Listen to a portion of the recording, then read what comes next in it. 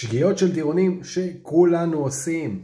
האם בדקתם את דוח קרן הפנסיה שהגיע לכם בסביבות חודש אפריל? אני מתאר לעצמי שלא, כי בסטטיסטיקה 90% מהישראלים פשוט מוחקים, מעבירים את זה לספאם או זורקים את זה לבח. רצוי שתמחזרו. אם לא עשיתם את זה עדיין, כדאי לעשות. אבל אם כבר החלטתם לפתוח את הדוח של קרן הפנסיה שלכם, אתם תגלו שם הרבה מאוד דברים מעניינים. תגלו, למשל, כמה דמי ניהול אתם משלמים שאפשר להוזיל אותם. תגלו שאולי יש לכם ביטוח בקרן הפנסיה המשלימה ואתם בכלל לא צריכים אותו. תגלו אולי שאתם נמצאים במסלול כללי שבכלל יותר מתאים לכם מסלול תלוי גיל, אולי בכלל מסלול מנייתי.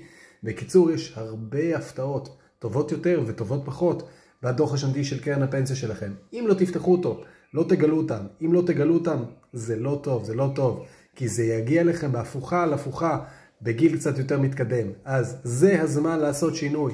זה הזמן להתעדכן ולהבין מה יש לנו באמת.